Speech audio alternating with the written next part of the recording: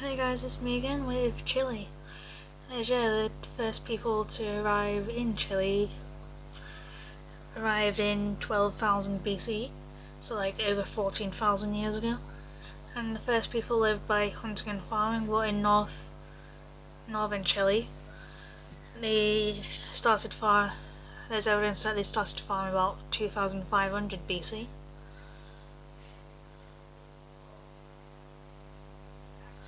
Sorry, my computer's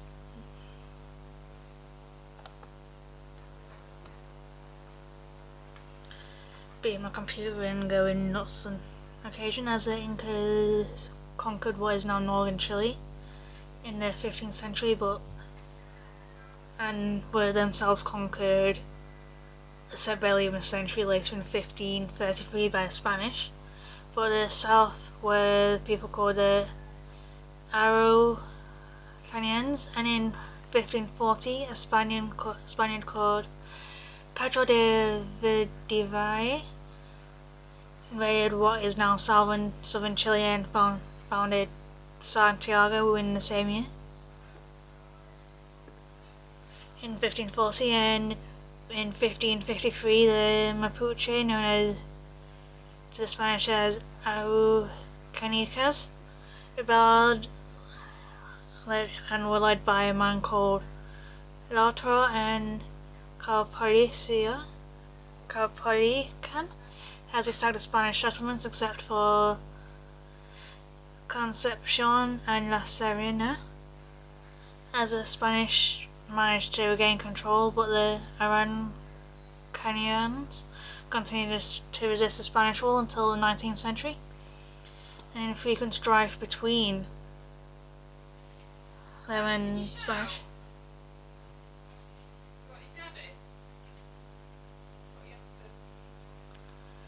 And despite that, at the end of the 17th century, the population was about 100,000.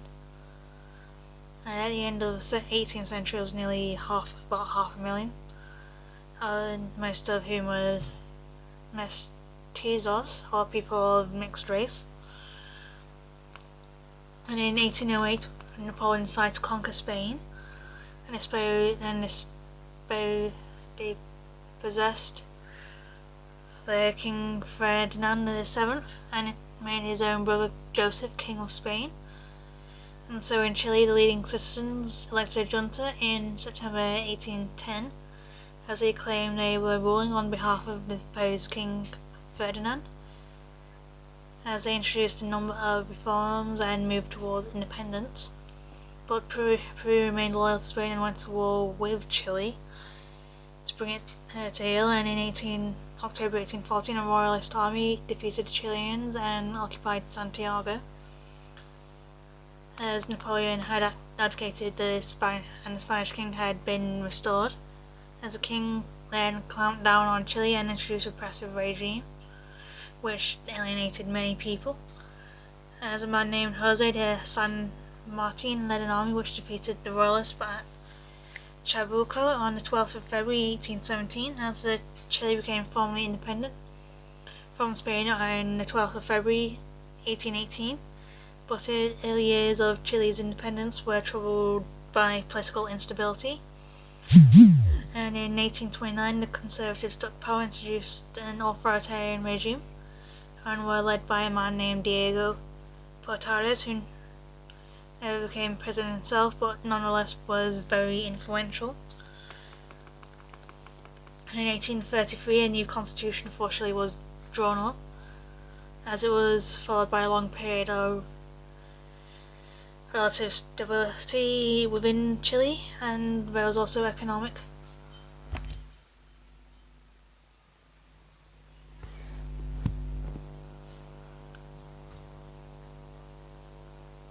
As there was economic growth and the first railways were built. In 1873, Chile was plunged into recession, and exports of wheat, silver and copper dropped dramatically. Finally, in 1879, war between Chile on one side and Peru and Bolivia on the other. As for years, Chile and Bolivia had border disputes, as you do. as Chile finally agreed to recognize the disputed territory as Bolivia, as long as Bolivia did not increase export tax on Chilean nitrate companies operating there. As when Bolivia did, it started off in a war as Peru joined the war on Bolivia's side. And in 1873-79, the Chileans captured the Hadascar, or Peru's greatest warship, as the Chileans then invaded southern Peru. And then in 1881 they captured their capital, called Lima. And the war with Peru ended in 1883, and the war with Bolivia ended in 1884, as Chile gained territory at the expense of Peru and Bolivia. After the last years of the 19th century, export of nitrate from Chile boomed, and the country was once again prosperous. But the Congress within Chile argued with the then president, as in 1890 Congress refused to accept the president's budget for 1991. As the president announced he would use the 1890 budget again in 1891, as Congress claimed as it was illegal and fled, as a short civil war followed and the president's army was defeated as he committed suicide. As Congress then became much stronger and the president's power was sharply reduced, as the Chilean economy began to prosper and industry grew. But when the First World War began, in 1914, exports of nitrate collapsed, leading to much unrest in Chile.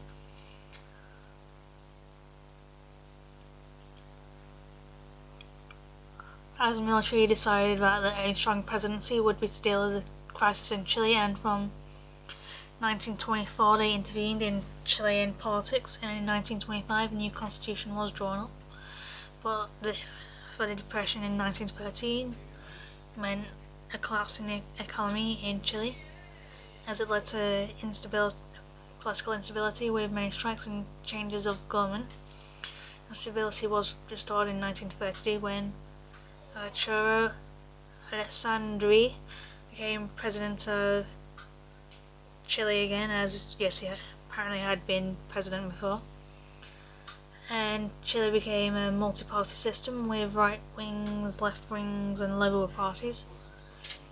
But in 1958, the socialist Salvador Allende narrowly failed to win the presidency, greatly alarming the right wing. And in 1964, the Christian Democrat called Eduardo Frei was elected president, as he introduced a number of reforms such as the minimum wage. But his reforms were not enough for some people, while others they were too much, as the divide between left and right became more prominent. As in September of 1970, the socialist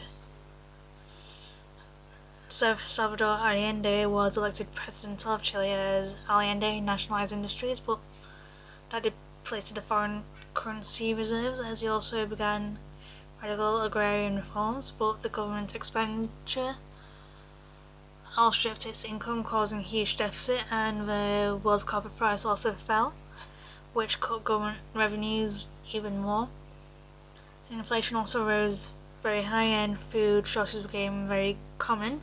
Furthermore, in October of 1972, the truckers' strike brought Chile to a halt, and on the 11th of September 1973, the army staged a coup led by Augusto Pinochet, as Pinochet introduced a brutal dictatorship in Chile, as the worst part was the repression was the secret police of DINA, as at first Pinochet did have economic success, as inflation in Chile was curbed and unemployment fell. But in the 1980s, Chile entered a recession and it did not recover until the end of the decade. And in 1980, Pinochet drew up a new constitution, and under it he would continue to hold power till 1988, and from there the people would decide if they wanted the military rule to continue or if they wanted an election. As the majority of people did vote against continuing military rule, and in the elections that followed in 1989, a Christian Democrat named Patricio Alwyn became president, as during the 1990s Chile enjoyed rapid economic growth, which continued into the early years of the 21st century, as poverty is decreasing, and with a stable democracy, as I haven't exactly heard of much of Chile in the news, whether I did the news like last year or since then. And as the population stands at around 17.8 million. And then Laguna del Inca, as a myth explains the beautiful green colour of a lake near Portillo, Chile, as the legend has it that an Inca man fell in love with an Inca princess. His eyes shone like emeralds, and they were married on a mountaintop. And as they were coming down the mountain, the bride slipped and fell to her death.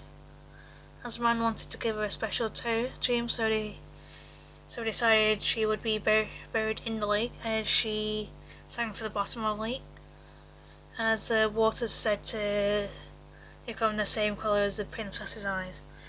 So yeah, that is Chile for you, and yeah, bye for now.